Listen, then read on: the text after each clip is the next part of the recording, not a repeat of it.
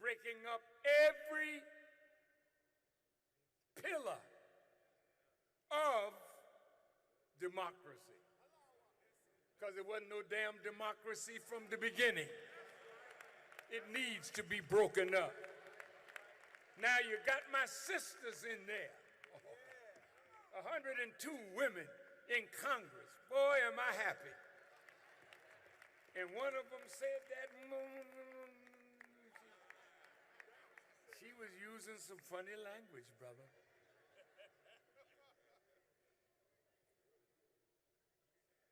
But Miss Omar from Somalia, she started talking about the Benjamins. And they trying to make her apologize. I said, sweetheart, don't do that. Oh, pardon me for calling you sweetheart, but you do have a sweetheart. Because you sure using it to shake the government up. But you have nothing to apologize for. Israel and AIPAC pays off senators and congressmen to do their bidding.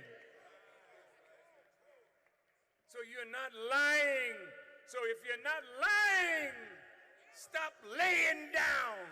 You were sent there by the people to shake up that corrupt house. Shake it up.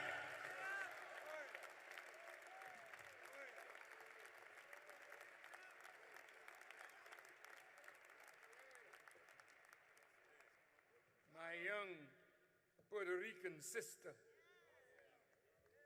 shaking it up. Don't let him come to, oh, she's just young. She just got here. Don't be so hard on her. My beautiful sisters, you were sent there to shake that house up. Your people voted you in, but God is the overseer.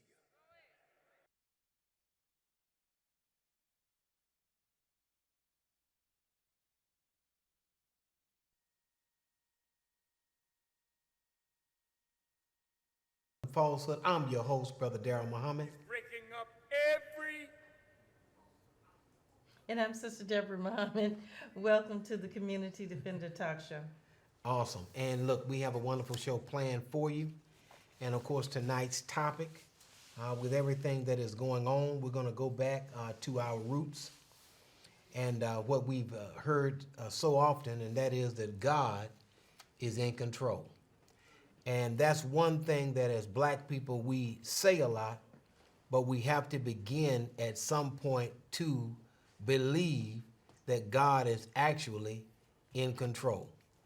And so we had something?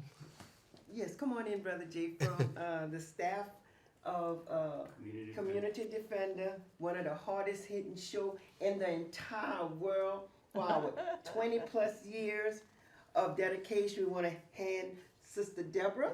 And Brother Darrell Muhammad. Thank you. Now, From Brother Shaheed, Sister Angel, Brother man. Jacob, Brother Jacob, Wow. Brother Jay, and we want to thank y'all for your continued support and keep on being one of the hardest hitting show in the entire universe. And that's something. That is That is awesome. Yes, indeed.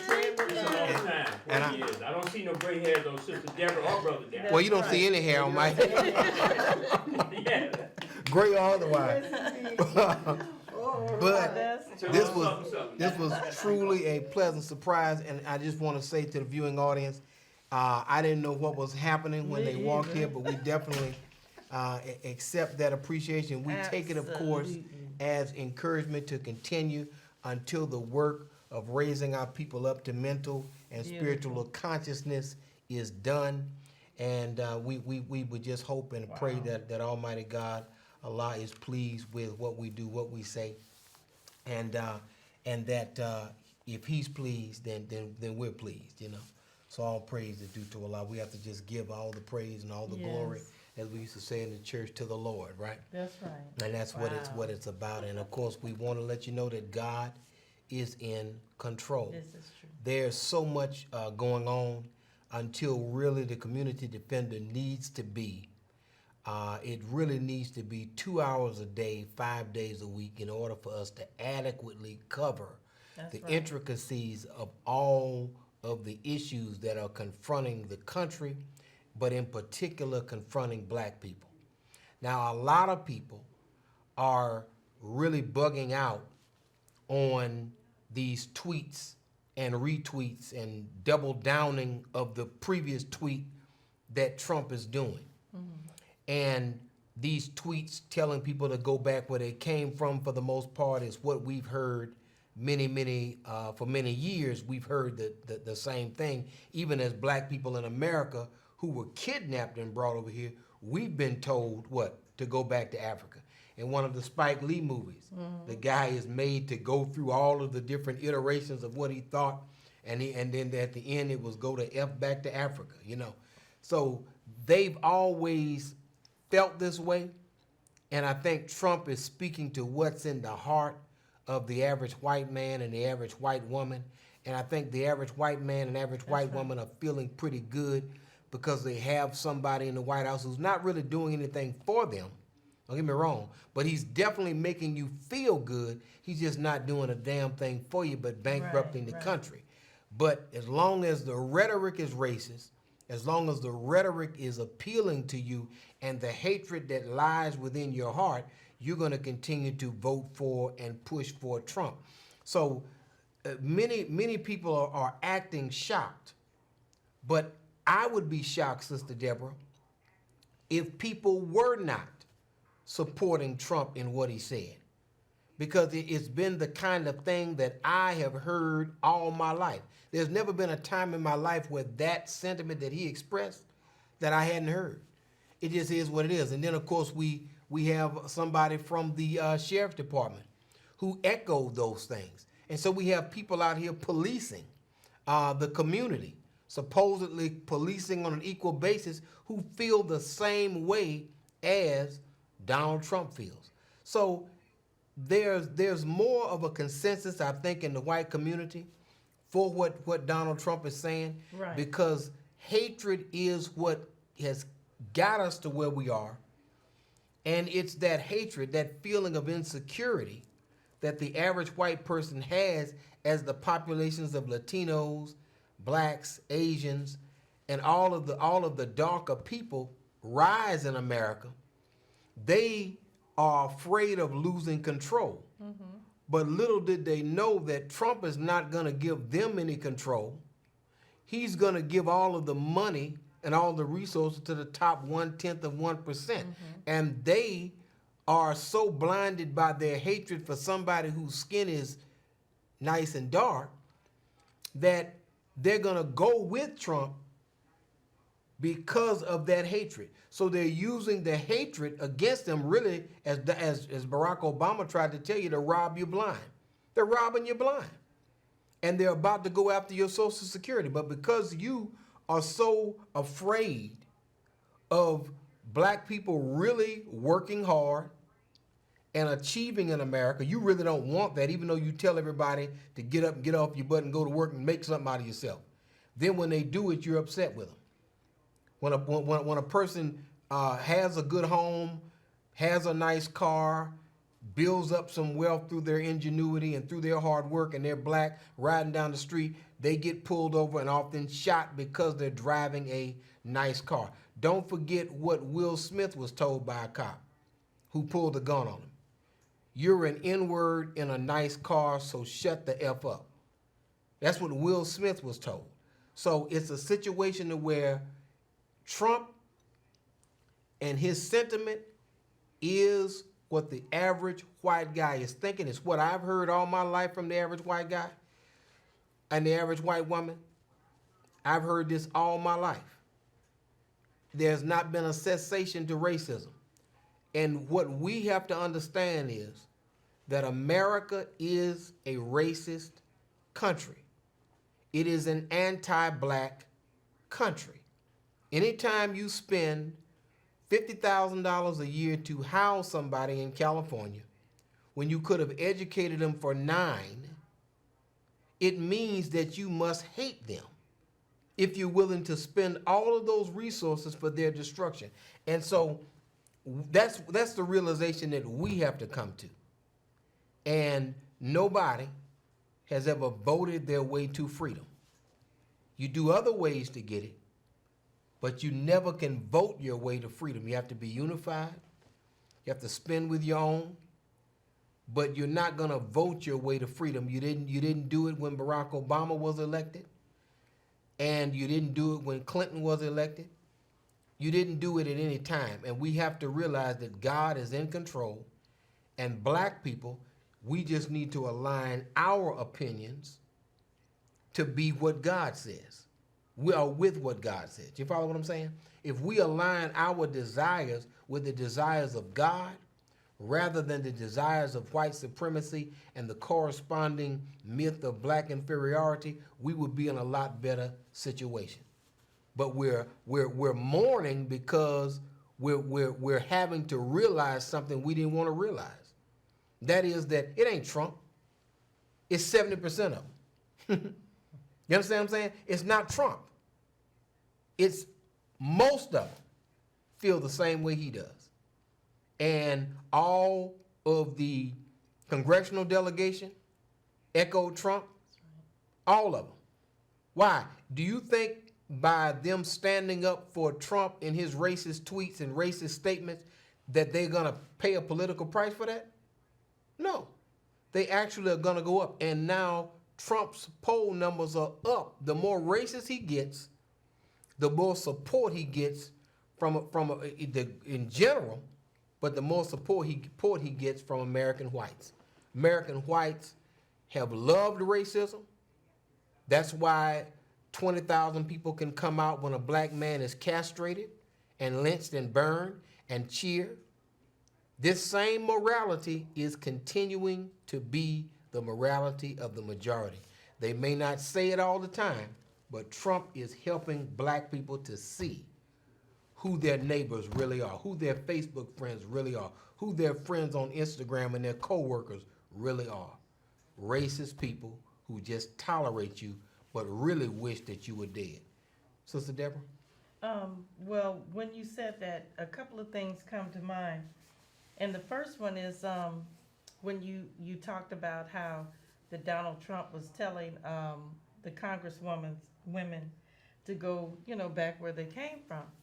And I'm thinking, Most Honorable Elijah Muhammad said, as long as we are with white people, we're going to be under white people, because that's just their nature. They were taught to rule the original man. So teaches the Most Honorable Elijah Muhammad. Now, I would say, because, the Europeans came over here and took somebody else's country, and they're not from here. They're not indigenous to America or to this continent that they named America. They brought us over here, as you said. They kidnapped us. And then they brought us to build this country called America that they took claim of. But we did the work. Now, I don't have a problem with separation personally. But what I would say to those who tell us to go back where we came from, we didn't ask to come here, first of all. But secondly, I would be glad to go, but pay me what you owe me. Mm-hmm. Pay me what you owe me, and I will be glad to leave from around you. But here's the thing, though. If we went back to Africa, I didn't say go to Africa. Well, I mean, this is Okay. what white folk are saying, Right. and this is what black folk are hearing white folk Right. say. If we were to go back to Africa from the place from which we were kidnapped and brought, then the question would become, if we go back to Africa, like you say, where would they go? Because Trump would have to go back to Germany, and I know Germany doesn't want him. Some of them would have to go to England, and England doesn't want y'all either, because you're totally uncivilized. Yeah. Some of you who are Anglo-Saxon, you smell bad, you smell like tobacco smoke, you're spitting tobacco, you stink, you're unread and unlearned and unsophisticated. If you tried to go back to your more sophisticated and educated brethren, they wouldn't want you because you're totally uncivilized and savage. So it's a situation to where if we go back to Africa, would then those racists who are Caucasian be able to guarantee that all the white folk would get out of Africa? In other words, if you're gonna send me somewhere where you are, since it's all about you hate me and you want to get away from me, well, make sure that when I go home, I don't see you. You see what I'm saying? And that would be fair. It would be a proposal where, okay, every black person get to Africa, every white person get to Europe. I mean, can you do that? And I just don't think that. I think that what they want to do is to be in Africa. I think they want to be everywhere. That's right. So they want to send us back, but then do they want to go back? Or if wherever you send me, can you not be there? Can you get out of Nigeria drilling oil? Can you get out of Ghana and with the cocoa? Mm-hmm. Can you get out of these places and allow Africans to get the full benefit of what they produce without you stealing them blind like you've been doing? Because if we go back to Africa and vote in Nigeria or vote in Ghana, it's going to be a lot more of a revolutionary government that comes to power, and you're not going to be able to get, if we go back to Africa, you're not going to be able to get the cocoa that you're getting for cheap. You're going to have to pay a lot more for it. The gold that you're mining. That's right. You're going to have to pay the uranium. Zimbabwe, they have the rare earth elements. Right. Mm-hmm. All of that stuff. Because if I go back with my mind, then that's gonna shut you all the way down, and it's gonna create a different kind of Just situation. like Wakanda, huh? So it's one of those things to where we when you really think about it, because keep in mind the people in South Africa want to get back the land that right. whites are occupying that they stole, Zimbabwe. And all of throughout the Congo, there are white people from Europe that have settled there and robbed the land, killed off a lot of the people. And so my thing of it is, fine, we can go back, but can you get those colonizers out? That's right. If you can get the colonizers out, then it will be a safe neighborhood for me. Get your CIA agents out. Get your Mossad agents out of Africa. Get all of your military bases out of Africa. Then Africa would be a safe place to go. Because you could have told a Libyan to go back to Libya, but then you went over there and bombed to take the oil. You won't leave people alone. So people can go back, but the guarantee has to be, once we go back, will you stay away? Don't call us, don't talk to us, don't come over there, let us be in peace. But you're not going to do that. You see what I'm saying? Because they're constantly flying to Africa, trying to do business, trying to negotiate this, trying to get this resource, trying to get the diamonds. They're constantly going to Africa to get something. So my thing of it is, I'd be willing to go back, but you have to agree never to come over there. You have to agree to stay gone. And if you stay gone, then it will be a good place to live. If the haters and the murderers and the rapists and the killers leave Africa, Africa will eventually stabilize and be a peaceful and very, very prosperous place where everybody gets the benefit of their resources.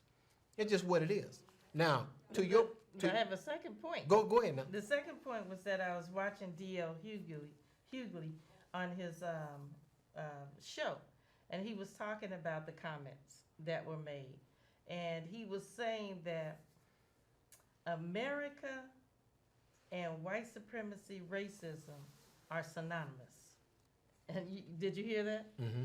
That's a valid point. He said that basically inherent in America is white supremacy. You can't separate the two. That's right.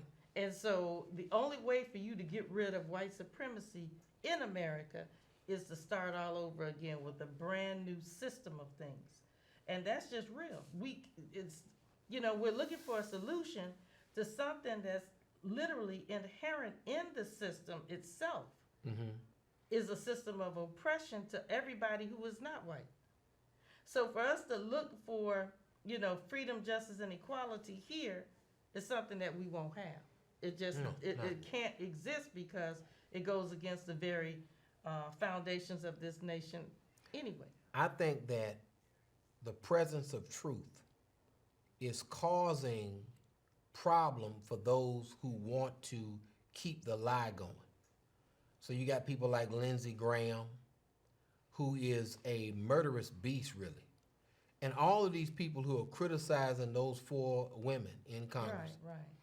are really bloodthirsty, warmongering demons. None of them are righteous at all. They basically have a mindset that comes from the pit of hell, and they have a record of such a mindset. And so when you look at them, what you see is is beasts, as the Honorable Louis Farrakhan talked about, these people who are beasts in human form.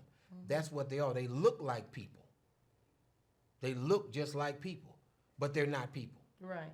So when you see somebody like Donald Trump is not a person. And let me just interestingly enough, a minister talked about that today. Well, let me make this point. And then a person or a human being is somebody with compassion, somebody that has morality. That's a human. And even an animal, like a lion, will jump on a zebra and kill it to eat. But after it eats, it'll stop killing.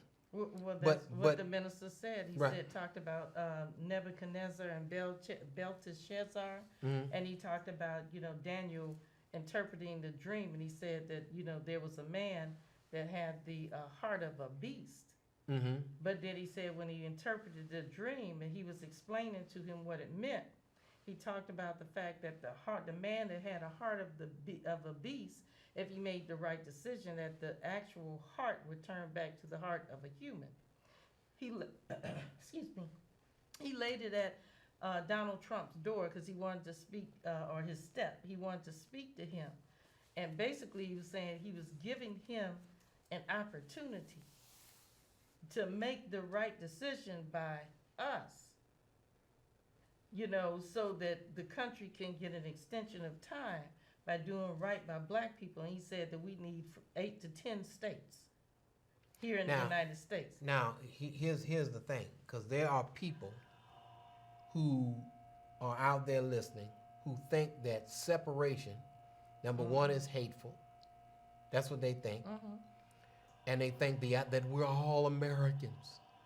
That is a false notion. Yeah. If we were all Americans, there would not be 1.3 million black men in jail. Well, this wouldn't happen here. And there was a young man just getting some soda. The white guy says because of rap music, I heard some rap music and felt threatened. He goes and slits the boy's throat while he's getting soda. And this is the kind of these are the kind of white terrorist attacks against our young black youth. You can't integrate with that. You cannot integrate with a system that has absolutely decimated and destroyed your families and taken your man. See, the war on drugs are still in the community. Right. So since they're still in the community, but the men are gone. Yeah. The drugs have remained. That's and that has been by design. So how can you work with a country, or how can you work with a government and be under that government where their desire is your death and destruction, and your desire is to live and be free? You cannot reconcile those two positions. And that's why during the gubernatorial election in Florida, you found closets full of provisional ballots that weren't even picked up. They had already counted it, and the person got on social media and just took pictures of big, huge crates of provisional ballots given by black folk that were not even to be counted because they felt as though the race was going to be close. The bottom line of it is you can't work. Every time you try to work with America and try to be a good citizen of America, she shows you that it cannot and will not occur. You don't have any evidence that it can work, but we have plenty of evidence that it can't work. And the condition of black people, and based upon overt and covert government policy and its execution, is evidence that it cannot work. A few of us can say, look, I got some health insurance, some dental, some optical.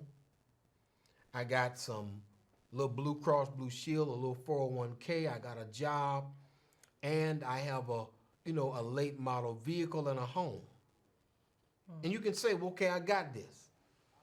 But you already know that at your job, you're under stress because you're scared you're going to get fired from that job with your big house note and big car note. And you are kissing a lot of butt, doing a lot of brown nosing, and you're under a lot of stress because you know that you really should have been promoted even higher. And you know that you got to accept what they give you because you got all this going on, and you know you're not equal. So when the television camera comes, you'll talk about how America's been good. I got a home, I got a college education, but you already know that all of that is a bunch of crap. That at the end of the day, you're expendable, and at the end of the day, you got to speak the party line, but you know the party line is not even true. And it's only a few of us who are like Clarence Thomas, who are so far gone that there's no help for us. You understand? Clarence Thomas is on another level of Tom. He literally believes the lie that all of us are the same and that we ought to go the conservative route. And he is so beholden to white folks that the only time he spoke in 3 years was in defense of a white racist prosecutor and their use of peremptory challenges to throw black people off of juries in the state of Mississippi. And was the lone vote. It was 8-1. No. 8-1 or 8-2. Because I think Neil Gorsuch voted with him in one of these far out cases. But the point is, one time it was 8-1 with a case in Texas, where all even Scalia and racist William Rehnquist, because it was so egregiously done, had to side with the black defendant, and it was decided 8-1 with Clarence Thomas being the lone dissenter and the only black person on the court. That's shameful. But most of us are not like that. We're not that bad off. But we know that we're not going to get equal. And like Angela Rye said of Minister Farrakhan, we have to work what? We have to be 3 times better, work twice as hard, and apologize 5 times as much. That's what she said. And she says, I want him, meaning Minister Farrakhan, to live up to that standard. That's what we accept. We know it ain't equal. So even the Uncle Tom girl acknowledged that hey, it's not equal, and she accepted her role as a slave and thought that the man of God, the Honorable Louis Farrakhan, should fall in line with the slave thing. You understand? Because we have internalized, I got to be twice as smart, I got to work 3 times as hard, I got to apologize 5 times as much, I got to appear as and what she articulated was what the educated Negro thinks. And here's a smart sister with a law degree who, with at least 2 degrees, educated, but still mentally what? Enslaved. Straight up. And she thinks she's free. Well, she made you, if you asked her, she would say she's free, Sister Deborah, and you know that. She would say, I'm an American, I'm free. But did you just say that you got to work? Yeah. Because you said that you had to work 3 times as hard. You said that you had to be twice as smart. You said that you had to apologize 5 times more. What does that sound like freedom, or does that sound like a 2nd class, 3rd class, 4th class, as the Honorable Elijah Muhammad said in one of his books, 5th class citizen? Because we behind the dog. Right? Yes. We are behind, that's literal. That's real. We are behind the dog. A police officer shot a schnauzer named Whiskers and was fired the next week for shooting a schnauzer named Whiskers. But we got the person who shot the sister on the outskirts of Houston, in Baytown. He's back at work.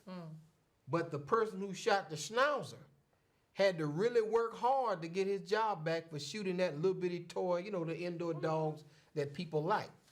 But the bottom line of it is God is in control. And what we have to understand is that America believes in separation. Right. That's why they move to different locations. That's why they have military bases to separate one Korea from the other. They're separating two Koreas. They made them divide into two. They didn't say, well, it's all one Korea. America enforces, even though they're one nation with one language and one culture, one religion essentially, America is enforcing that that one country be separated into two because it does not like the strength of them being together. The same with Sudan. America sent the CIA in, 22-year civil war. It was voted on right there on C-SPAN where they were sending money to the rebels, and it was a whole vote as to whether they were going to send the weapons to the rebels because the North Sudan was about to win the war, and they said they had to send in and do different things to win it. And they were in there arguing in public about how to overthrow another person's country. So the bottom line of it is that America believes in separation. It's just that they don't want to let us go. No. But they are the ones that engineered South Sudan from Sudan. All the turmoil that's going on, America believes in separation. She tried to separate Biafra from the rest of Nigeria. 60,000 people died in that CIA attempt to separate one part from another. And all of this balkanization of the world That's right. is the CIA, the Mossad, All of it. the MI5, all of these intelligence agencies are going after this thing. So she believes in separation. And their problem is not as deep as our problem. And it's not about hatred. It's about, hey, when have we ever gotten along together in peace? See, and it comes a time, if you've been married, 10 years, and y'all have never had a day of peace, I mean, we don't believe in divorce. But hey, if you've never had a day of peace, you might want to look at that thing. Before a homicide occurs, you might want to, what I'm saying? It's better to be in divorce court than in criminal court for a homicide. That's right. And it's getting to that point to where their anger is such that they want to kill us. And our anger, which is slower than their anger, is getting to the point where some people are thinking, we might need to take the law into our own hands. So why even go with all of that? Let's just sit and agree on what we're going to do. We help build a country, 8 to 10 states. It makes sense. Or we could just simply stay here another 20 or 30 years, allow them to jail and make homosexual another generation of our children because the what do you call those? The vaccinations that they inject are causing autism, and they're making the male more effeminate because there's so much estrogen being injected into that baby when it's born, such that it literally castrates them and has them in almost a confused state for the rest of their life. Well, not almost, but because you already know there's some people who are saying, black folk, who are saying that I am a woman trapped in a man's body, which is crazy. You understand what I'm saying? But those are the kinds of operations being done on the black man. Now we have a caller. Go ahead, caller. You on the air with the Community Defender.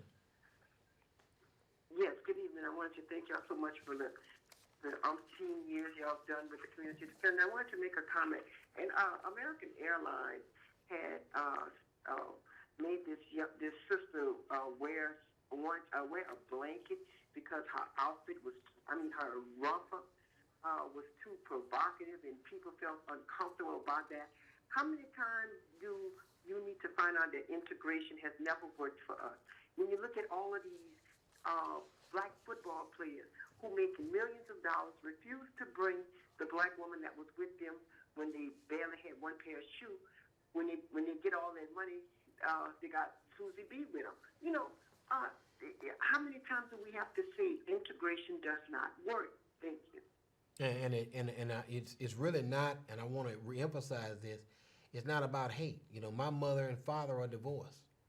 They are much better friends than they were a married couple. Just what it is. They're good friends. They can talk in a civilized manner. They can laugh and joke. He got married again, she got married again, and they work together to help to raise the 2 children that they produce, like intelligent people. It's not about hate. When you get away from somebody, it's because in that close proximity you can't really get along. But it may very well be that we get along better as our own nation and sovereign nation with them than we would what? Because China gets along a lot better with America than we do. Because China has its own air force, its own army, its own land mass.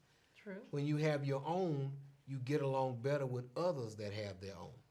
But as long as, and keep in mind, the U.S. military is 20% black. Okay, we're 12% of the population, but the military is 12% black. 20. Excuse me, 20% black. So if the military is 20% black, that means that we, as black people who don't get any justice in America, are defending a system that wants to destroy us. It's almost like a Jewish person joining the Nazi army, fighting for an army that wants the Jews exterminated. And that is, and I would defy anybody who's in the army or was in the army or is a veteran to prove me wrong. Because if you went to Vietnam, my grandfather walked across North Africa with an M1 rifle. You hear me? Walked across the desert from one side through Morocco, all the way through Libya. He walked all the way over from one side almost to Egypt. Wow. Fighting Rommel's forces, the general that was under Hitler. And when he came back to America, it was 23 years before it was safe for him to vote in America. And who was on the ballot but George Wallace? Wow. Come, you know, this is what they had. They had to work with. So it's a situation to where, and then his grandson, which is me, has been pulled over, called nigger by the police, had a gun put to my head while I'm riding down the street. So did he fight for his grandson to go through that? What was he fighting for? If he was fighting for freedom and I haven't experienced it and I'm his grandson, then what's the deal? And that's the thing we got to understand. Oh, sorry, caller. Go ahead and call back. But that's the thing that we got to do. Go ahead, caller. You on the air with the Community Defender. Good to have you back, Brother Darrell and Sister Deborah. We miss a lot by not having you on, and hopefully we could keep you guys on for the rest of the year. Listen, Brother Darrell, 2 things I want to get at, and you and Sister Deborah comment on. First part is somewhat of Twitter basically sanctioning Minister Farrakhan. And, you know, if you're going to have a standard of what people say is provocative and might cause problems, you know, would that standard hold true for Donald Trump? I don't see them kicking him off of Twitter. I don't see them kicking him off Facebook or any social media. And I don't see the media pulling back from showing some of his rallies and speech with liking that to a fascist rally. Many experts who don't even share the same opinion you and I share, Brother Darrell, came out and said that Donald Trump is basically on the verge of, some type of new Fourth Reich, akin to what's going on in Nazi Germany. So, for the life of me, I think the press is in cahoots with that because they love, and that's ratings, that sells commercial time. CNN, MSNBC, all these liberal outlets that I turn my channel to, they love the fact when Donald Trump is having these rallies. And people don't understand, you know, I'm saying this for the consumption of my people, not for others, because our people don't understand that that's what it is. And the other issue is that I don't think they just want to send us back to Africa, to quote-unquote use those words. I think there's a greater picture, and it's not Donald Trump. It's those gatekeepers like Mike Pence and those who think like them, Senator John Kennedy and those, Governor of Louisiana, Abraham, whatever his name is.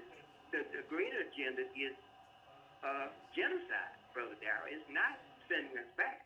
because I know that it would be impossible. Just laying the groundwork to come up with another situation where they're going to say now it's okay to exterminate us in the public. We know they're doing it through law enforcement and other outlets and even medical issues we have to deal with. If you look at how they give us medical help in our community. So I want you guys to kind of bring that in. We miss you guys. When you guys don't come on, we sure miss a lot. Thank you so much. And thank you. And of course, the one point that you raised was how they treat Minister Farrakhan on Twitter.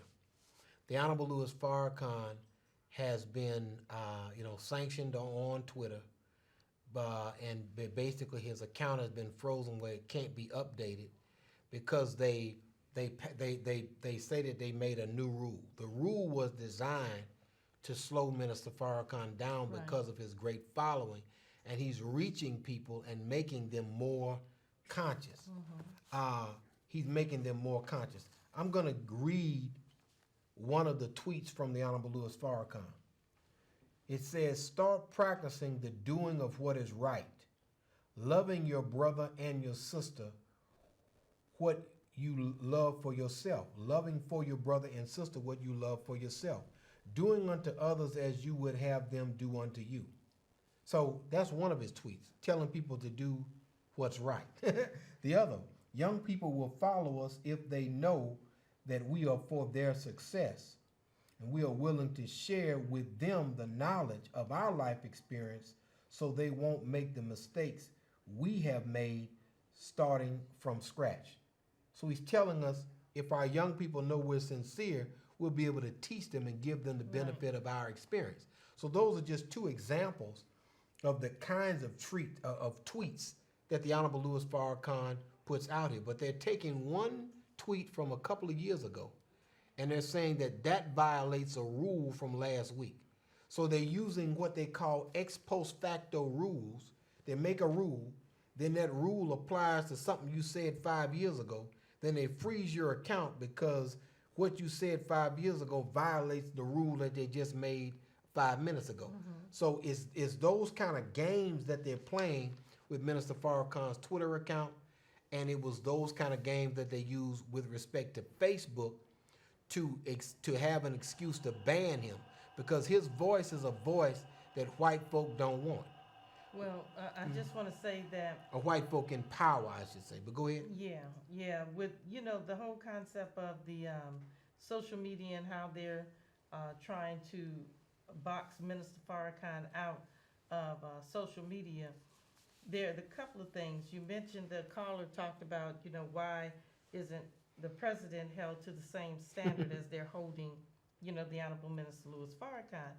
And, this is corporate-backed media that we're talking about. These outlets are not really news outlets. They're more, talk shows more than they are actually news.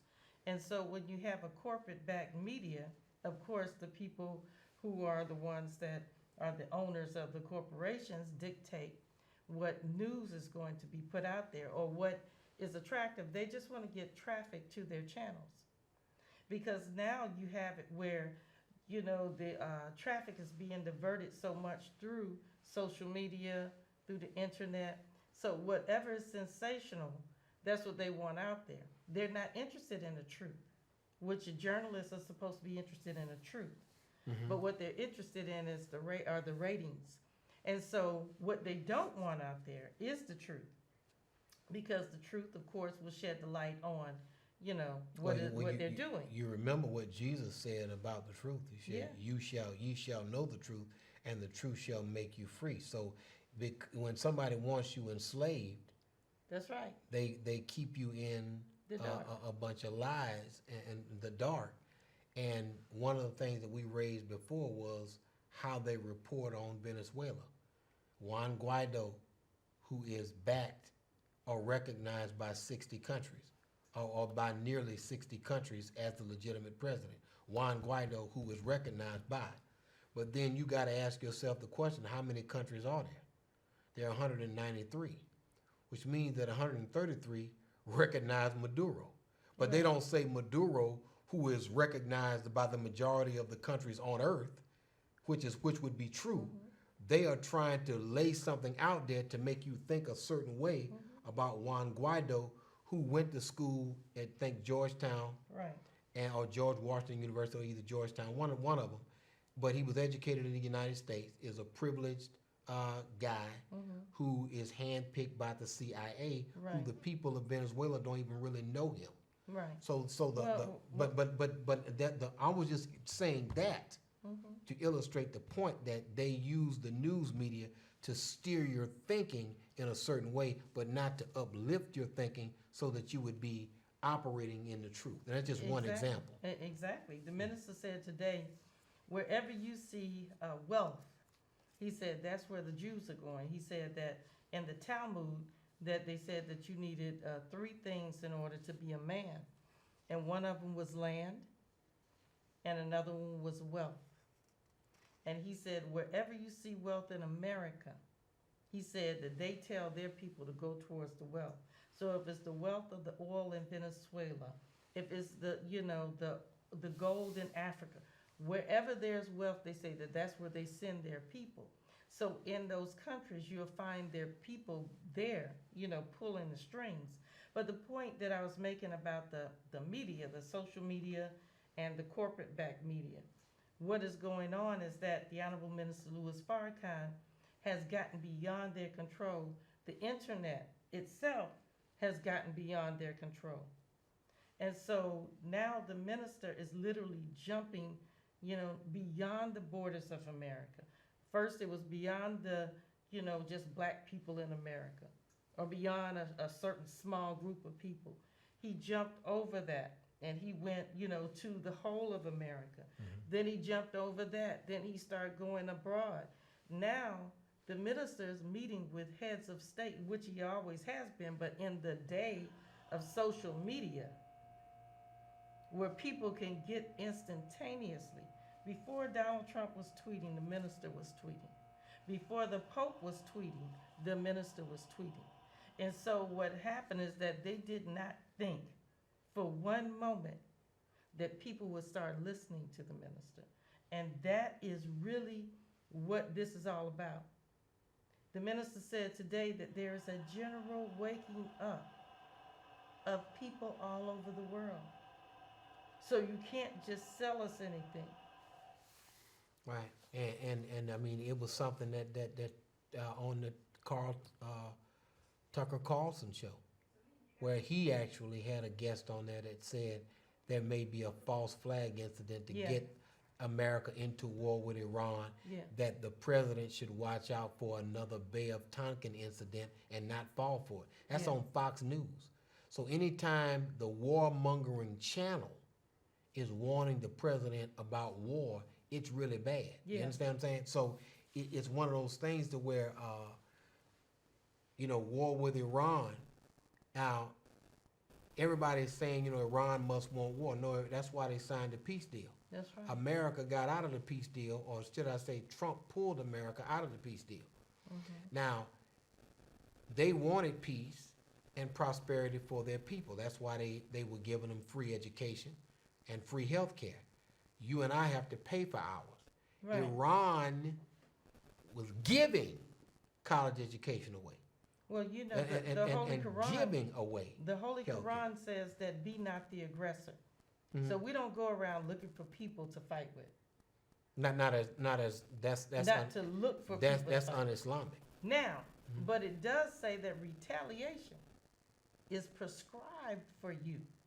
When somebody does something to you, it is prescribed for you to fight back with them. Because if a person is done wrong and you have no way to redress the wrong, that does something to the soul. Yes, it does. And in that first verse where it says, be not the aggressor, it says, but fight with those who fight with you. Because that's the only way that the soul can be satisfied. Yeah, and it also says that persecution is worse than slaughter. So they have the right to defend themselves. When Britain seized a tanker in the Mediterranean, which is closer to them, they're seizing British tankers in the Strait of Hormuz, which is closer to them. So it's a situation where you started something and you were the aggressor and Iran is taking your tankers. So now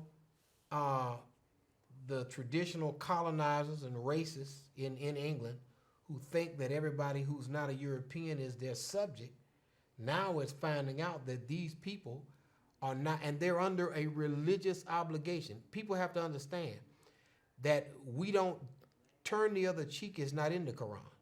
I want to be very clear. As Muslims, turn the other cheek is not in the Quran. It says fight with those who fight with you. We are under a religious obligation to defend ourselves. It doesn't say, it doesn't give an exception in the language. The language is fight with those who fight with you. It doesn't say, well, unless they are bigger than you, unless they are armed, unless they are America, unless they are England. No, it says fight with those who fight with you. And so Iran is under a moral and divine obligation to retaliate if they are attacked and to fight in the name of God against anybody that would attack Iran. Iran has not made, or what we know of as Iran, but called Persia, has not made an offensive attack outside of its borders. That's right. With any nation for around 200 years. That's right. The last time they were in a war was when America prodded Saddam Hussein into making a move on Iran, and then Donald Rumsfeld, who's a member of the Synagogue of Satan, went over there to give him the satellite images of where to attack. And then Saudi Arabia, who is interesting people, but that government gave Saddam Hussein $80 billion to buy weapons to fight against Iran. So it's a situation that at the end of the day, after they used Saddam Hussein, they went right back around, destroyed his country and killed him, which says that you can't trust these people. They're friends with you one day, and the next day they're killing you. They did the same thing to Gaddafi. Gaddafi came over here, shook hands. He shook Barack Obama's hand. There's a picture of that, of them embracing one another, and Muammar Gaddafi was happy that there was a black president in America, and that they used that same black man. He followed their ways and went and killed the man that extended the hand of friendship to him. So it's one of those type of things where that demand for 8 to 10 states is a legitimate demand, is a legitimate suggestion that should be considered. And we just want to let our people know, as we said in the very beginning, that God is in control. Oh, absolutely. And our people are going to be all right. We just need to be unified, give up the doctrine of white supremacy and the corresponding myth of black inferiority, and go forward in those things that you do. If you're about to go to college, study engineering, mathematics, physics, something where you can build something. Study computer science, study something that's quantitative, that will make you a master of the universe, and not per somebody who can be mastered. And so we have a great future ahead of us as a people, but it is not dependent on the American government or the American people. I just have to put it out there. It's not dependent on America, because every time we depend on them, we wind up in jail, we wind up dead, we wind up with cancer, we wind up with Ebola, or AIDS, all of these things that America made in its laboratory. Well, I just have to say, I was watching a report on RTTV as we were coming here today, and there's this doctor that was infected with the Ebola virus, and I think it was in Nigeria. And anyway, he survived it. So they're man. There's a percentage of people that do survive it. But what I'm saying is that no matter what they try to do, to like the brother that called talked about eugenics. I mean, well, Pastor Jamal Bryant gave the patent number for the Ebola virus, and that the Ebola virus was created by the U.S. government, and the patent for the Ebola virus belongs to the U.S. government. Yeah. He said that in church. Exactly, exactly. Just one of those things we wanted to lay out there for you. But anyway, Exactly. thank you for tuning into the Community Defender Talk Show. We look forward to seeing you once again. Thank you for 20 years. 20 years of enlightenment and upliftment of our people, and we want to continue for as long as is necessary. God bless you. Sister Deborah? Okay, and as Brother Darrell said, we thank you. 20 years is a long time, and but it's a blessing, you know, to have longevity in a field like this. So we thank you all for being, you know, supporting us and being loyal viewers, and we just ask that God continue to bless you, and we thank you once again as we greet you in the greeting words of peace of Assalamu alaikum.